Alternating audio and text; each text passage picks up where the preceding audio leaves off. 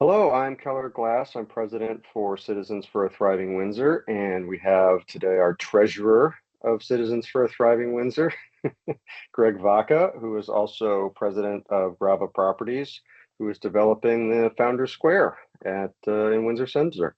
Windsor Center. How you doing, Greg? Great, Keller. Thanks for putting this together.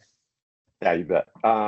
So we wanted to kind of go through some of the frequently asked questions that we've been getting both sort of around safety and finances for the town and all that stuff. So maybe a good place to start would be kind of how you got involved in the project and what the project means to you.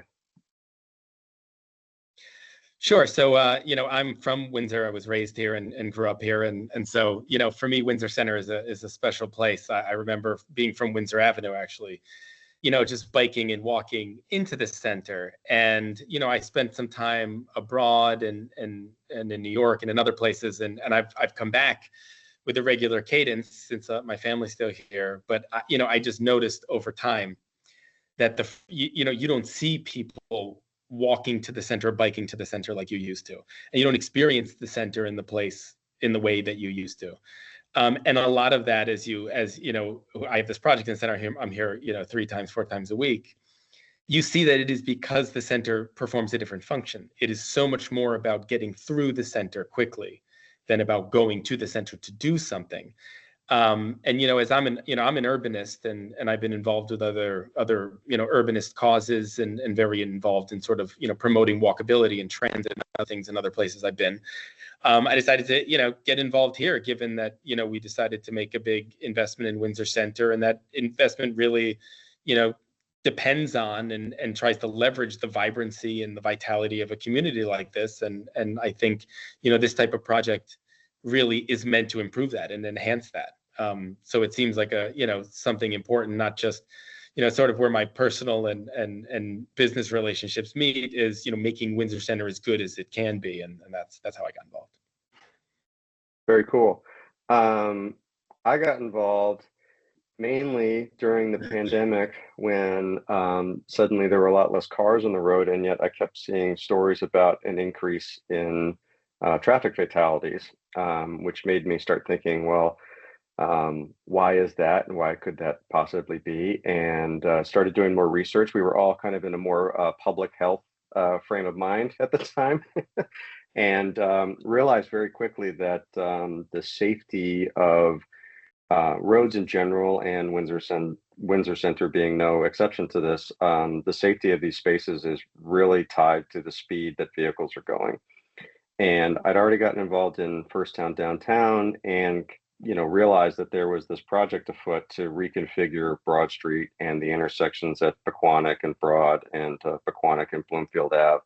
And it just seemed like a really great opportunity to make Windsor Center safer for neighbors, my daughter, and myself. I'd like to be able to cross the street safely as well. Why not? So yeah, I know they've been working on this project for decades, and I came kind of late to it, but it just seemed like a really great opportunity to do something really meaningful to make the town safer. So Greg, frequently asked question number one, why are we doing this? So why are we doing this? So, about 15 years ago now, and sort of the origins of this go decades before that, but about 15 years ago, the town of Windsor and its leadership got together to say, hey, what can we do to improve transit, walkability, and how people experience the center. And this manifested itself in 2014 in this sort of community generated report, which was done by consultants, but with design charrettes and other a lot of community input, called the Transit Oriented Development Master Plan. So what we are talking about now, what is known as the Road Diet, or the Safety Improvement Plan, is really the fruit of that effort. This stuff does take so much time that what we're really seeing is going from this 2014 plan, getting public buy-in into it, then going through a design, starting to look for funds, then getting funds for a design process, then, designing to the point where it could actually, go to a referendum. That's taken all of this time. that's taken the last 11 years since this report came out. And what that report really said was, this town center and the way you experience it has changed dramatically, right? You went from a place that had a lot of public domain. Broad Street used to be actually far larger, if you can imagine, than what it is today. But it had a different purpose. It had mass transit. It had trolley carts going down. It had trolley lines going, up to East Windsor and to Springfield. Coming through the center. It had, but it had more bicycles then. It had, cars that drove 15 miles an hour by design. It had horses. It had all of these things that you could have all these folks in the road, and everyone was going so slowly that you could cross the street in front of a horse or even in front of a car, and it wasn't dangerous. Now, as all of those uses were stripped away, and the only use that remains in that roadway today are cars, it is not competing with anything. And so the car now is going, it's still marked at 30, 35 miles an hour, but cars feel comfortable being the only ones, in that domain going 40, 50 or, miles per hour or more. So, why are we doing this? We're doing this because we have, gone through this very detailed exercise that pointed out that our roads are unsafe, speeds are too high, and a place that should be used for multiple modes of getting around is only used for one, and to turn that back into something that is both better for pedestrians, so shorter crossings. The crossings keep, it sneaks up on you. They kept getting wider and wider, and then they were fixed at a very wide, 55, 60 feet. It's to claw that back so that folks can, use the roadway as pedestrian, bump outs, as parking, as, bike lanes, sort of reintroduce, more uses into that roadway so that it is safer, right? And the other aspect of this, of course, is the roundabouts, which is, which we'll get into, which is the safest element of the whole system, in that it gets to the whole point, which is designed for a slower and safer speed. Right. Keller, has the town gathered feedback? That's another question, people offer. Yeah, I mean, you mentioned the transit-oriented development plan in 2014, and then the following year, the town put out the 2025 conservation and development plan, which was published in 2015, and that had resident feedback as well. And then, I can say from personal experience, you and I were talking with the town about these different elements. We started advocating for roundabouts, and I was really impressed with how receptive the town government and staff were to recommendations from residents. And then just over the last couple of years, I mean, how many meetings have we had about this? 6, 7? It's been a lot. It's been hard. Honestly, it's been hard to make all of them. Yeah, and there were a lot of people that came to these meetings speaking for and against. I mean, really, all viewpoints were heard openly, and the town took that input really seriously. And the design that they came up with, I think, really reflects the consensus of what they heard from residents. I mean, for example, it was made very clear to the town that even people who were in favor of the project did not want any space cut out of the green whatsoever. And that was something that was on the table at one point in order to provide parking on both sides of the street with bike lanes. And, even people who were wanted to see this project move forward said, no, we want to keep the green at the current dimensions. And so the town has really done a great job of respecting the resident feedback on the project. So Keller, another question we get a lot is how bad is the roadway configuration today? How bad is it? It's bad. It's really bad. I think I have a lot of statistics here. This is going to be probably the most number-heavy question that we answer, and I apologize in advance, but we're going to get through this. Okay, so just in a national context, we have about 6 million collisions per year in the United States. This is out of a population of 300 million. So I mean, this is a lot of accidents happening. That leads to somewhere between 40 and 46,000 deaths per year on American roads. 5 million injuries, which again, you've got 5 million over 300 million. I mean, that's a pretty high percentage. You're pretty likely to get hurt on roadways. And the number that really shocked me in the national context was that costs the American economy $480 billion per year, which actually averages out to about $80,000 per collision, which seems high unless you kind of think about a lot of the costs of those accidents are hidden in medical insurance and vehicle insurance and legal fees and lost wages and property damage to the state, which is then made up in taxes, right? I mean, so each collision has a kind of a ripple effect out of cost to local, state, and national economies.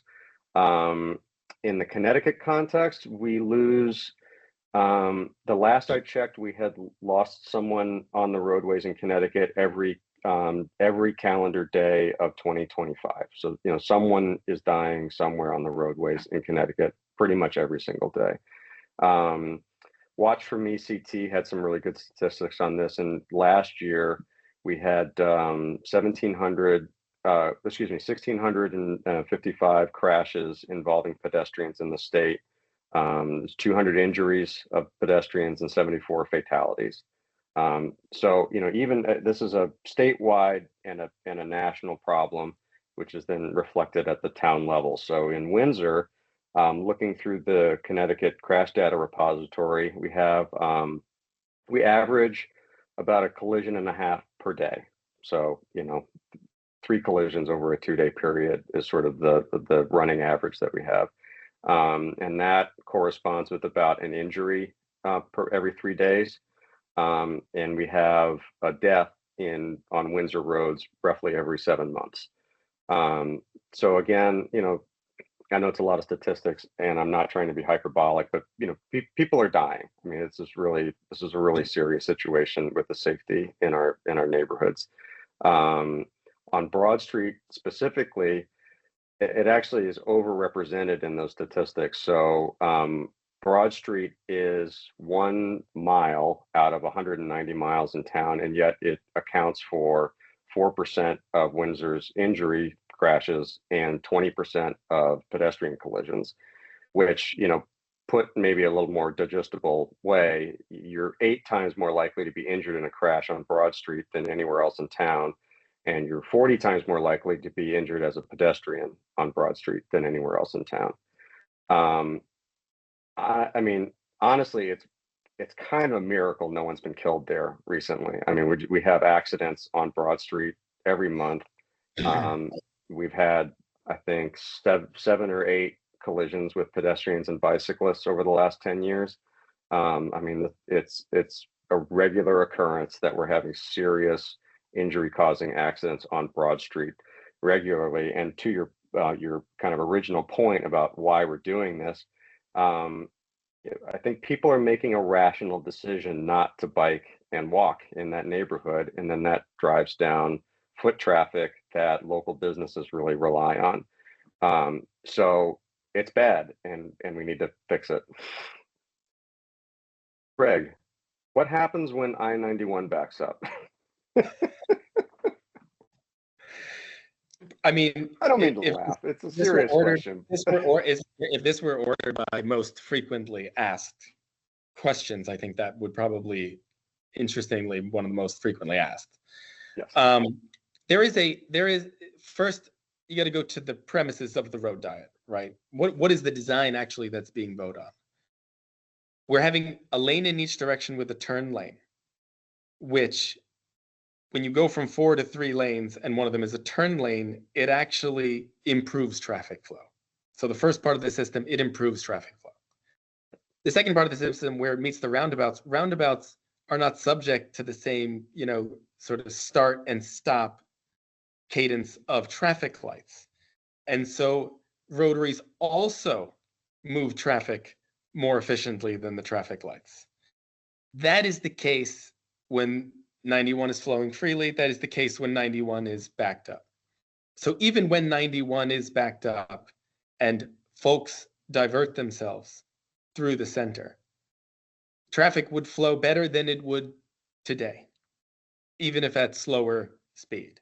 I think that's the key thing. The use of these roads, which are, again, village center roads, as somehow part of the capacity of the highway in some way, which is, I think, what a lot of people are getting at in their questions. Right. It's just not, that's a false statement there. Like this, we are not trying to create more. We should not have this as redundant capacity for the highway. This should be slow because it is a pedestrian area. So that is the case again, whether you not you have accidents somewhere else in the system, it will just flow better. So I think we would plan in our pedestrian area around a pretty infrequent thing that happens, which is 91 being, having a major accident in Windsor and being backed up. I mean, that's not what this is about. This is about creating a pedestrian safety, but it would help in those cases, traffic flow better. Great. I feel like there's kind of two questions embedded in that question. One is kind of what you were getting to, will this reconfiguration be able to accommodate the traffic flow of the Eisenhower interstate system? Which is an obvious no, and it shouldn't, right? I mean, if you design it to that standard, you'd have to cover the entire green in lanes. It just doesn't make any sense. And then the second question is, is the new configuration going to be able to handle traffic better than what's there now? And the answer is, yeah, it will. The increased flow through roundabouts is part of the static design. It's not reliant on signal timing, right? So the signal timing is set for normal traffic conditions, and it can't keep up when there's traffic coming from 91 and suddenly it's got a real spike in traffic. Whereas the roundabouts, it has nothing to do with signals or timing, right? It's there and traffic is moving through them in a smooth flow all the time. So yeah, I do think it's going to be a lot better. And just anecdotally as a resident, I mean, I've been delayed getting somewhere more often by the Shad Derby than I-91 traffic, like backing up into town the way people describe it. So it's not that it never happens. It's just not something that happens like really regularly. And the other 364 days of the year, we could use a better configuration downtown. So in this new configuration, Keller, will there be more accidents? Short answer is no. Moving on. No, Connecticut DOT has done a lot of work on this, and the studies that they have done on roundabouts that have been installed in Connecticut shows a reduction in total accidents pretty much across the board. There are variations in that between single lane roundabouts and multi-lane roundabouts. With single lane roundabouts like the ones that we're talking about on Broad Street, showing a much greater reduction in accidents. Some of the confusion about this has come from a single study from the Michigan Department of Transportation.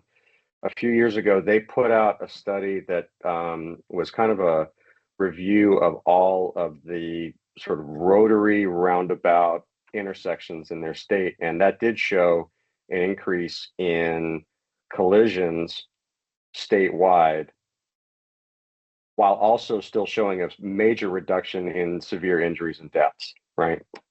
But that study did not, well, at least in the abstract, it didn't distinguish between single lane roundabouts and multi-lane roundabouts.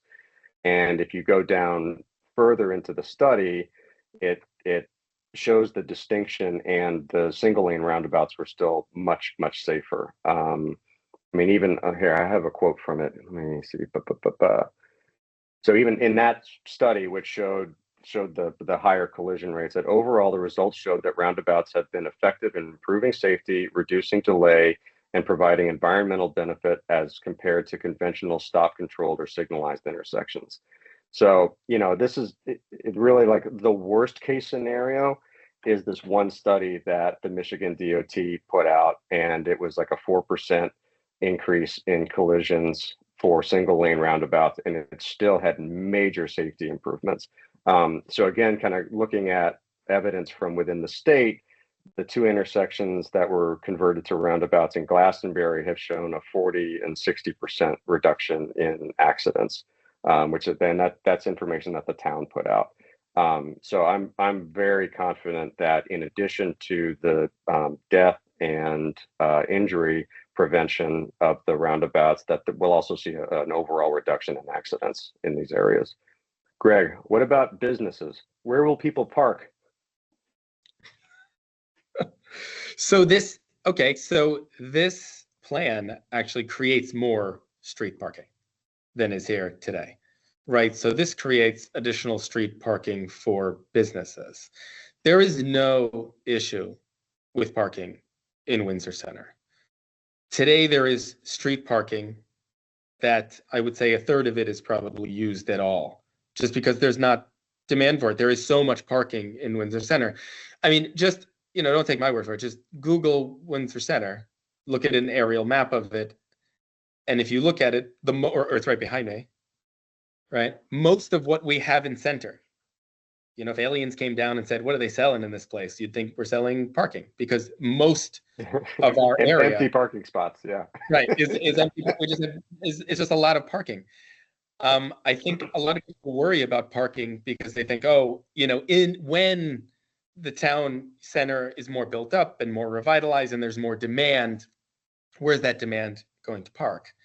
And if you look at any place that you go on vacation in a quaint village or anywhere that's worth walking around, it would have what some would describe as a parking problem because you cannot park in front of the store you're going to, right? And I think, there have been a lot of studies on this. People feel like they should be able to park in front of where they're going in a village center. Then they go to the mall and park about 1,000 feet away from the entrance and walk another 500 feet to their destination, right? I think it's a perception thing. But I think if you go to anywhere that is really like, even like an in-demand retail center in New England, I mean, you have lots outside of town, and I think people think, I should park right in front. You can park in Windsor Center on a side street and be 2 minutes to your destination, right? We have, I think, as things get built up, people are going to start turning towards street parking and realize we have more street parking than we'll ever need to attend the businesses. So parking certainly is not an issue today, and is not on the horizon as any issue for business. The issue for businesses is a lack of walkability created by big gaps in the urban fabric. And so in developing those and filling in those gaps, that promotes walkability and drives traffic to businesses. Your comment about vibrant places with a parking problem reminds me of the Yogi Berra quote that no one goes to that place anymore because it's too crowded. I think the best case scenario for the best case, like success to me, looks like a parking problem. Right. When we say there is a parking problem because so many people want to be here and we're filling all the businesses and it's hard to find a spot, then I think we will have seen success in rebuilding the center. And just to clarify, so there's going to be parking on the west side of Broad Street, which is the side that's in front of the businesses along the green. And just on a personal level, I'm really looking forward to that because I on my way to work, I will often park in front of the Bean in the morning, and getting into my car with people coming southbound on Broad Street is terrifying. I mean, it's really, you got cars going by at 45 miles an hour. And right now, when you go to get into your car, you are literally standing in a lane, right? I mean, there isn't like a designated parking area. You are just standing in traffic. Yeah, so it's going to be really nice to have that sort of the designated parallel parking spots, and then the bike lane as a buffer between the traffic and the parking spots. It's going to feel much, much safer. Really looking forward to that. Greg, can the Broad Street Traffic Calming and Pedestrian Safety Project handle the additional traffic from the new development? And that's your development, so I feel like you should be able to speak on this. So we had extensive studies done, right, by third parties that were validated by the town. And the studies show something pretty simple. So before, what these roads were dimensioned for was convenience-oriented retail. So you had 150 car parking lot on the site that we're developing in the center, where you had each parking space was getting multiple trips because it's just people driving in and out, to the supermarket and the pharmacy all day long, right? Right. Fast forward, I mean, the development now has, 180 parking spaces versus 150 before. But residents, which comprise 125 of those parking spaces, they only leave on average less than once a day. And Oh, so the impact on traffic from folks is actually far less than its previous configuration, right?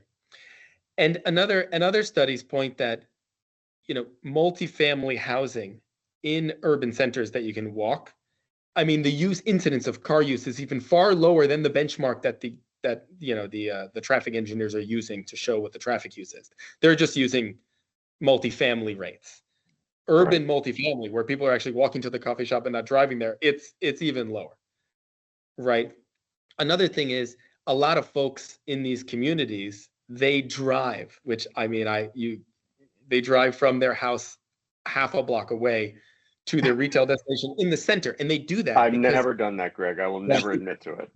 they just did.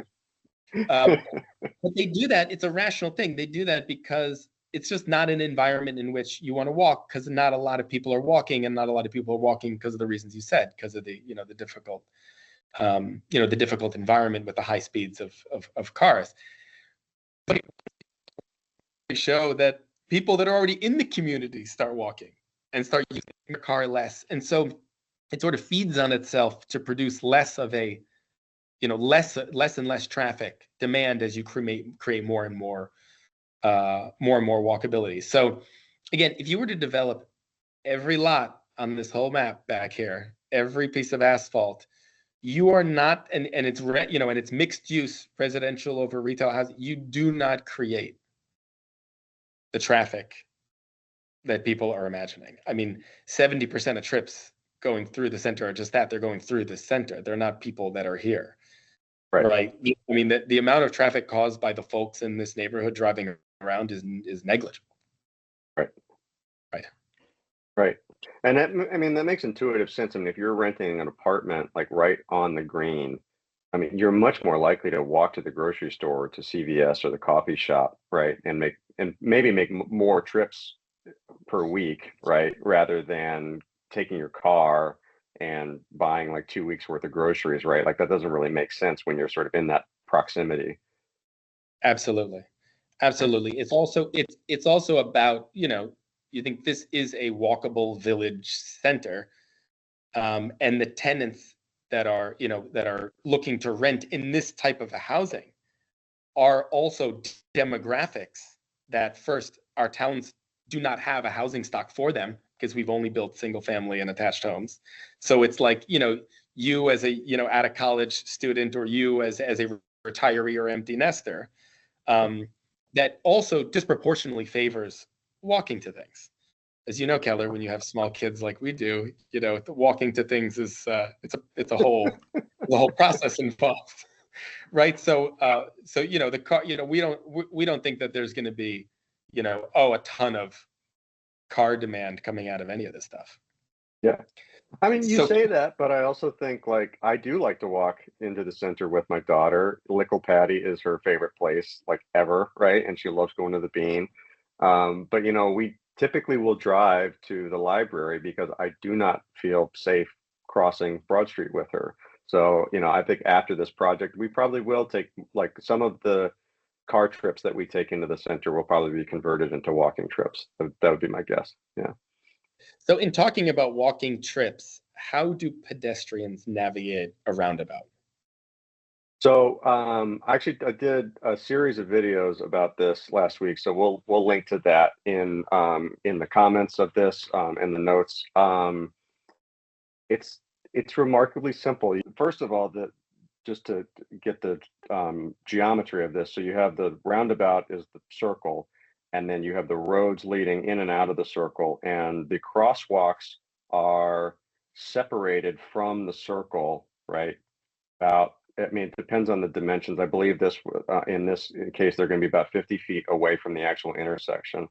So they're located in a place where vehicles are already slowing down to enter the roundabout, or they're at roundabout speed, which is usually less than 20 miles per hour. And they walk up to the crosswalk. If there are no cars, you just walk across. You just go. You don't have to wait for a signal or anything like that. You just go, right? So you're not waiting for a audible signal. If there are cars, you stand just like you do at the crosswalk at Elm Street, right? But instead of cars going 50 miles an hour, they're going 20 miles an hour. You can hear the tires come to a stop, right? So even an electric vehicle that comes up, you can hear the tires come to a complete stop, and then you walk across. And the farthest that you need to cross is about 13 feet. It's the 11-foot lane width plus a shoulder on either side. Um, so it's hard to convey in words how simple it is, but when you see it, you just walk up to the intersection and you cross. I mean, it's really that simple. And because cars are already going so slow, and because you are the only thing that they need to focus on at that point in the intersection, they're not looking up for a yellow light. They're not looking left to see who's going to speed through the intersection or run a red light. They're not trying to make a right on red, right? They're none of that. They basically, if they get to the intersection, all they need to worry about is the pedestrian crossing. And then when they're coming out, they're already out of the intersection. All they need to worry about is the pedestrian crossing. You are their sole focus, right? And you can hear them come to a stop and you cross. It's that simple. So what about in wintertime? As far as like how roundabouts function, I mean, how you would expect this comes up, oh, in winter, how are they how do you plow? What is that? What is oh, right. It's funny. I've seen reports about plowing in like upstate New York and roundabouts, and it's easier because they don't have to clear the center of the intersection anymore, right? Exactly. They go in, they do a full circle, and then they go, Go out. right? And basically, you do like two passes, and the entire intersection is cleared. Right. And the other nice thing about roundabouts is in winter conditions like snowstorms, or even in like when we get tropical storms that come up here and the power goes out, the roundabouts still function. They continue to work even when the lights go out, right? So yeah, they still, even in kind of emergency situations or in power outages, they continue to work. So that's a pretty major safety benefit over lighted intersections as well. Greg, will side streets see additional traffic? We get this question a lot. Yeah. And it's interesting because it is usually after we've already talked about sort of the basic of the roundabout, or the basic of the system, improving traffic flow. And so if traffic flow is improved, then even in the case where traffic is diverted from 91, all things equal, it's better for the side streets. There is less a reason to get on the side streets because traffic is flowing better through Broad Street, right? So I think because a lot of folks live in those neighborhoods, and they see folks speeding on their streets, they're concerned that things would get worse because of, say, this work going on. But again, the system as designed, traffic flows better through it. And so the impact on the side streets would be positive. Yeah. And I think it's especially important to note that the lane widths in the road diet portion of the project are 11 feet wide with a 2-foot shoulder and a 6-foot bike lane right next to it. There's plenty of room for even semi trucks to get through, and that's by design. The Connecticut Department of Transportation, so we need to have large trucks get through the state road. This is an arterial road, and likewise for the roundabouts, the dimension is 120 feet across, which is large enough for a semi truck to do a full U-turn. And so even large delivery trucks are not going to be diverted off of the road. And I mean, and it kind of just makes sense. I mean, if a delivery truck is going to CVS or Geisler's, they're not going to divert to a side road because their destination is on Broad Street, right? So, and also just, I think I think sometimes when people are asking this question, they're actually asking about a current problem, like, as you were saying, like speeding on side roads is kind of a current issue. And there's nothing about this project that says that we can't do traffic calming on those side streets at some point, right? And that can be done far less expensively than on an arterial road like the project that we're talking about. So these ideas are not mutually exclusive. So what you're saying about trucks, what about emergency vehicles? That's a question we get a Right. lot. So, I mean, it's kind of the same question. We have the roundabouts and the Broad Street road diet section are designed to accommodate full 18-wheeler semi trucks, and emergency vehicles are significantly smaller than that. So, I mean, they will have no trouble navigating these spaces.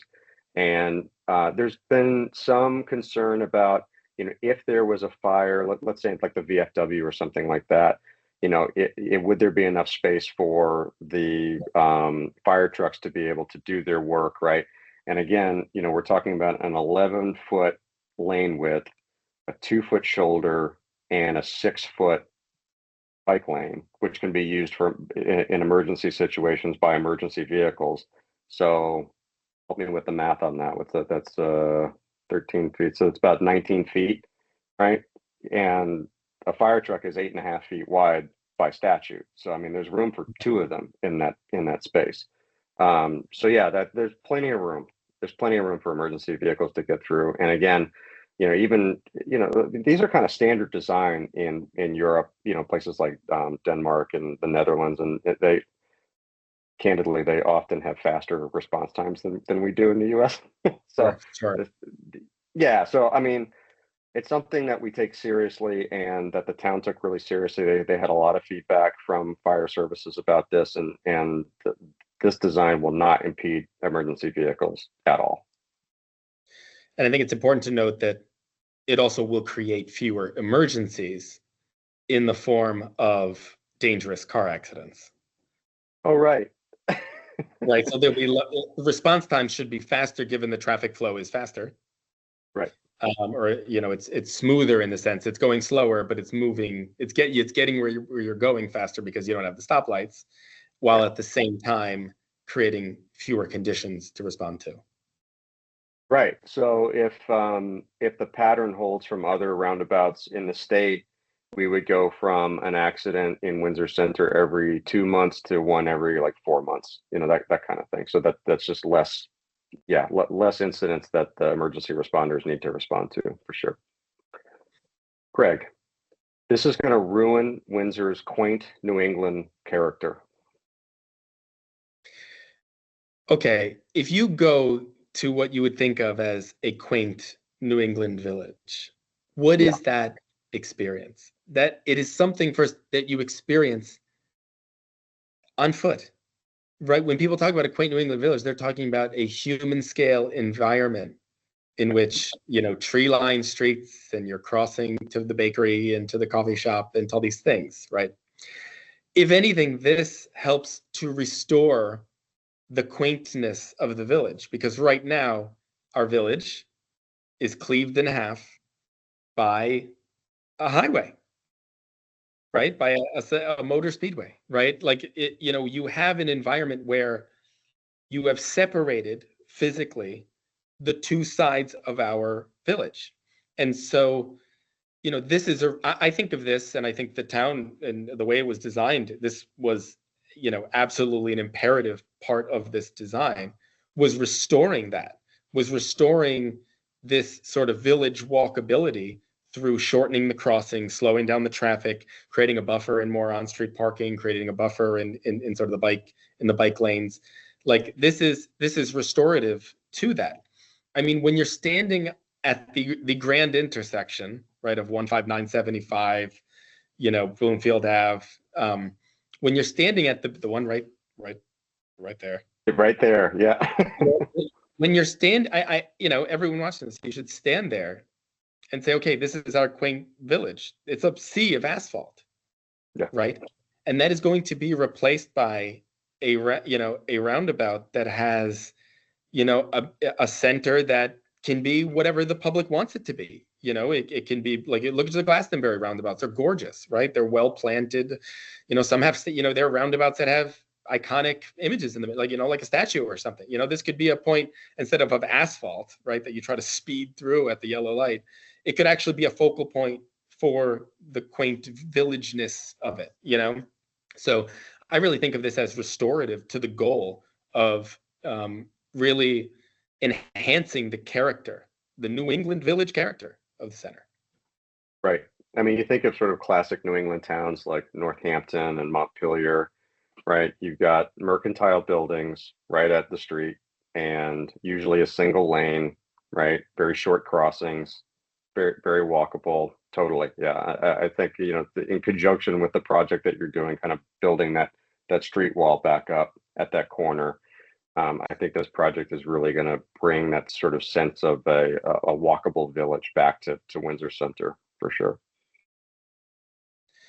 So Keller, instead of doing all this, can't we just put in speed bumps? We could, but CTDOT would not allow that. It's off the table.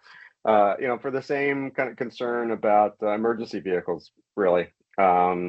We don't want speed bumps on arterial roads. And frankly, I mean, speed bumps can be useful in certain sort of lightly traveled residential streets, but they cause a lot of damage to vehicles. So, I mean, they're if we were to put them on an arterial road like this, they would impose quite a cost in vehicle property damage.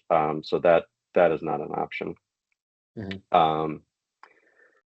Greg, we were getting quite a few comments and questions about whether it would be better to just do more law enforcement as a means of preventing speeding in this area. You did some very clever back of the envelope math for me the other day. What do you think? So I think what people tend to get a sticker shock of, oh, we're spending, $6 million on this project. Why don't we just do enforcement? Why don't we just have cops out there, which, to sort of be as generous as one can be with that proposal. Why wouldn't we just have them out there 24/7 stopping people, or their presence physically alerting people to it, right? Which of course their presence has to be recognized, right? But it would have to be nonstop. First, on the $6 million price tag, $3 million of that is coming from the federal government, right? $1 million of that is coming from the state. Another $2 million is through this referendum being bonded by the town of Windsor. The town of Windsor is, that includes contingencies and everything. So that's the outside price. That's like the highest price. And the town of Windsor staff is working on reducing that through Department of Transportation funds specifically for the roundabouts. So that the 2 million is as high as it'll be. It could be lower. Now, what about the enforcement? I mean, if you had the enforcement out there, right, that this would demand, I mean, that's like at least 2 cops, right? Almost, you're talking about people being there full time and, with overtime and everything else. So, I mean, even if you were generous and said that's like $120,000, right, a year, the town of Windsor borrows at like 3%, right? So if you were to capitalize that at 3%, that's actually the same as having a $4 million price tag for the town of Windsor. So the idea that enforcement is cheaper, it is not. It is, to the town of Windsor, it is far more expensive, first. And second, you don't get the shorter crossings. You don't get the bike lanes. You don't get the, increased parking on the west side of the street.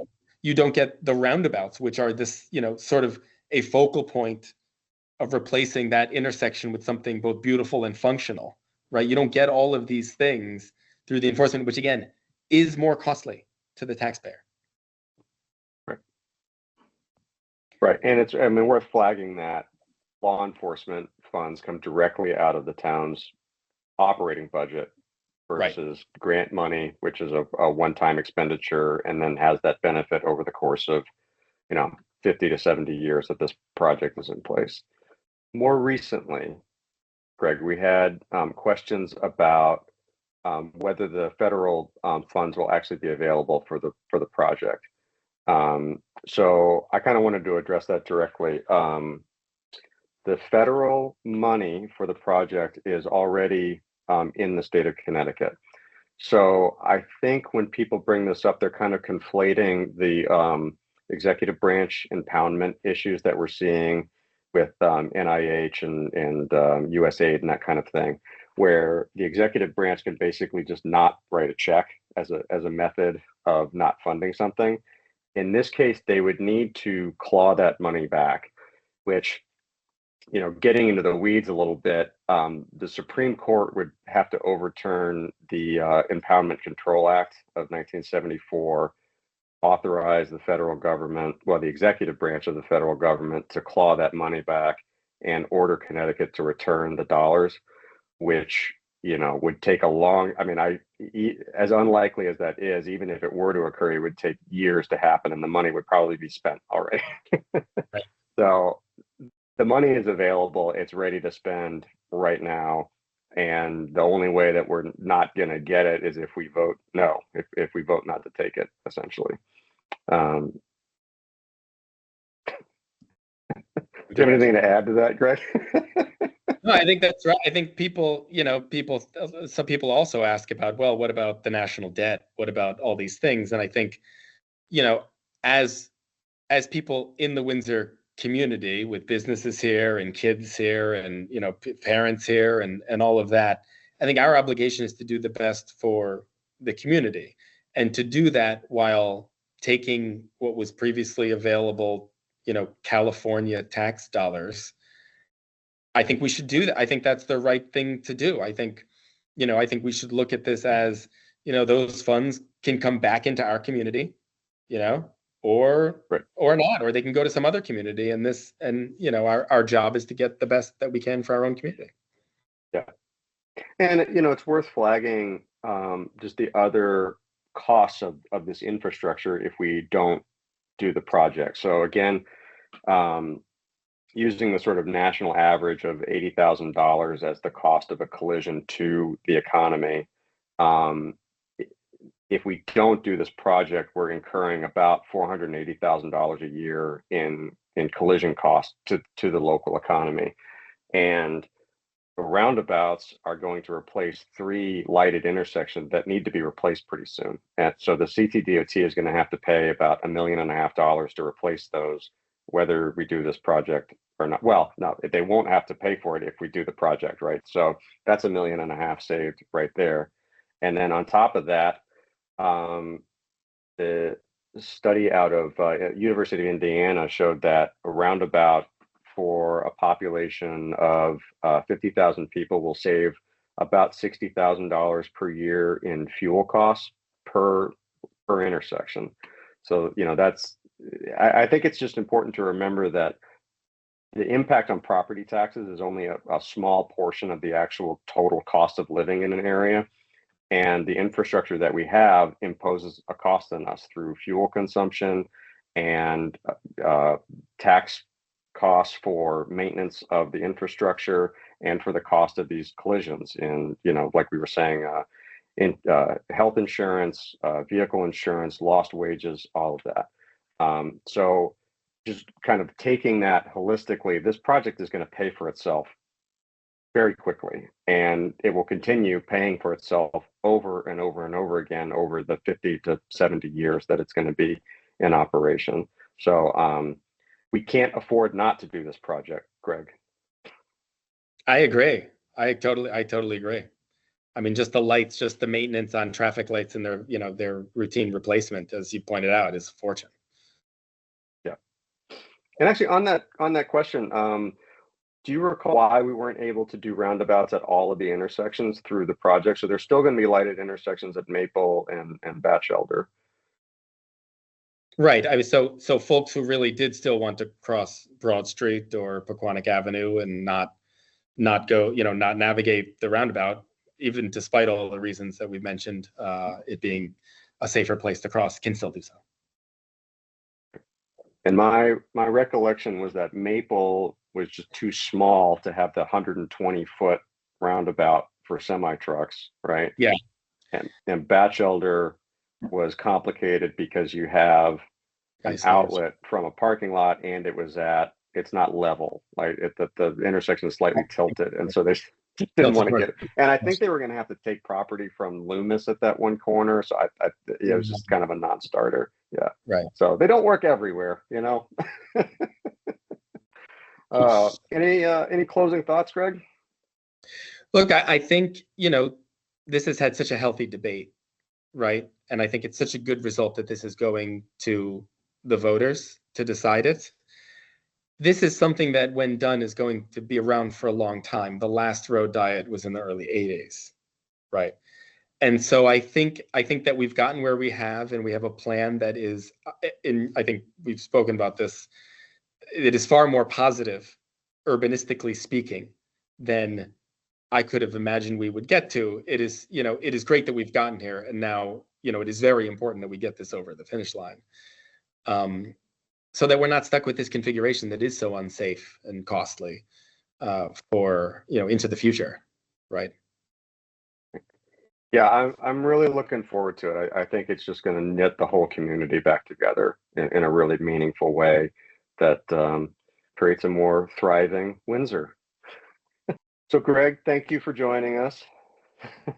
For joining Thank you, me, I Paul. suppose. Yeah. So, to reiterate, this is paid for by Citizens for a Thriving Windsor. Greg Vaca, treasurer. Keller Glass. I'm president of Citizens for a Thriving Windsor.